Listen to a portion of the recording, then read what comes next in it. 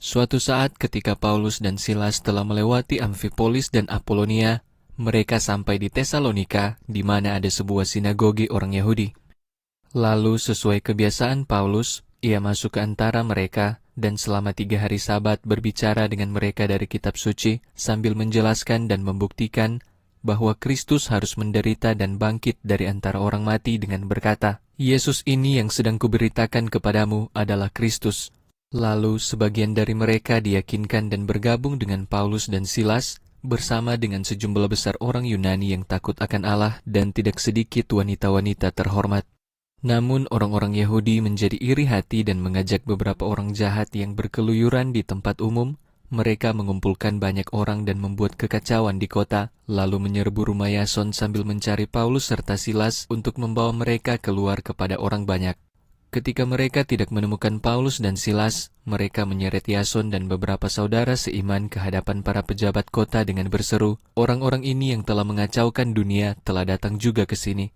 Dan Yason menyambut mereka, dan mereka semua bertindak yang melawan hukum Kaisar dengan mengatakan bahwa ada raja lain, yaitu Yesus. Orang banyak dan para pejabat kota menjadi resah ketika mendengar hal itu. Dan setelah mereka menerima jaminan dari Yason dan yang lainnya, orang-orang itu membebaskannya. Saudara-saudara seiman segera menyuruh Paulus dan Silas malam itu juga ke Berea, dan ketika mereka sampai, mereka pergi ke sinagogi orang Yahudi.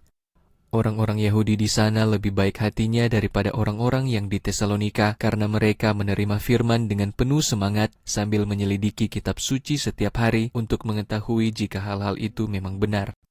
Oleh karena itu, banyak dari mereka menjadi percaya, termasuk wanita dan laki-laki Yunani terhormat yang jumlahnya tidak sedikit.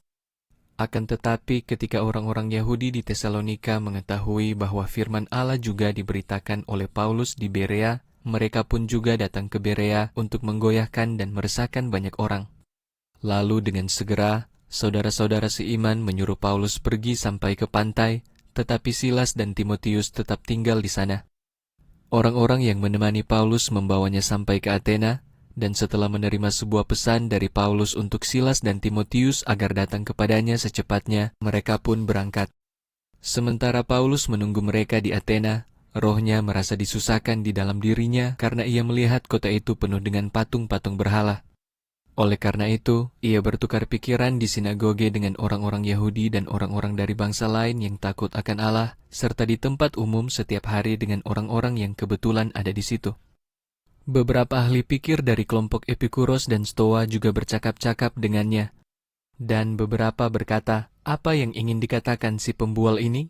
Yang lain berkata, "Sepertinya ia ini adalah seorang pemberita dewa-dewa asing, karena ia memberitakan Yesus dan kebangkitan." Lalu mereka mengajaknya dan membawanya ke Areopagus sambil berkata, "Bolehkah kami mengetahui ajaran baru apa yang engkau beritakan ini? Sebab engkau sedang membawa beberapa hal yang mengherankan di telinga kami. Kami ingin mengetahui apa maksud hal-hal itu." Saat itu, semua orang Athena dan orang-orang asing yang tinggal di sana terbiasa menghabiskan waktu mereka dengan tidak melakukan apapun selain mengatakan atau mendengarkan sesuatu yang baru. Maka Paulus berdiri di tengah-tengah Areopagus dan berkata, "Hai orang-orang Athena, aku mengamati bahwa dalam segala hal kamu sangat religius. Sebab ketika aku sedang berkeliling dan memperhatikan benda-benda yang kamu sembah, aku juga menjumpai sebuah altar dengan tulisan ini, kepada Allah yang tidak dikenal. Karena itu, apa yang kamu sembah tanpa mengenalnya, itulah yang aku beritakan kepadamu. Allah yang menciptakan dunia dan segala sesuatu yang ada di dalamnya, karena Dia adalah Tuhan atas langit dan bumi, tidak tinggal di dalam kuil-kuil yang dibuat dengan tangan manusia, tidak juga Ia dilayani oleh tangan-tangan manusia, seakan-akan Ia membutuhkan sesuatu, karena Dia sendiri yang memberi kepada siapa saja kehidupan dan napas dan segala sesuatunya.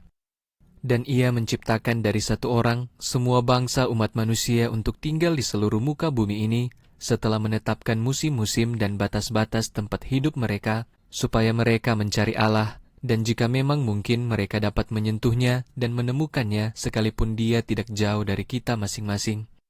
Sebab di dalam Dia kita hidup, bergerak, dan ada.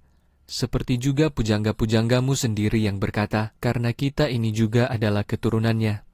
Jadi, karena kita adalah keturunan Allah, kita seharusnya tidak berpikir bahwa keadaan ilahi itu seperti emas, atau perak, atau batu, sebuah wujud yang diciptakan dari keterampilan dan pemikiran manusia. Oleh karena itu, setelah mengabaikan masa-masa kebodohan, sekarang Allah memberitahukan semua orang di mana-mana agar bertobat, karena Ia sudah menentukan suatu hari ketika Ia akan menghakimi dunia dalam keadilan melalui satu orang yang telah ditentukannya setelah Ia memberikan bukti kepada semua orang dengan membangkitkan orang itu dari antara orang mati. Dan ketika mereka mendengar tentang kebangkitan dari antara orang mati, beberapa orang mulai mengejek, tetapi yang lain berkata, "Kami ingin mendengarkanmu lagi tentang hal ini." Maka Paulus pergi dari tengah-tengah mereka. Akan tetapi beberapa orang bergabung dengannya dan menjadi percaya, di antaranya juga ada Dionisius, anggota Areopagus, dan seorang wanita bernama Damaris, serta beberapa orang lain yang bersama mereka.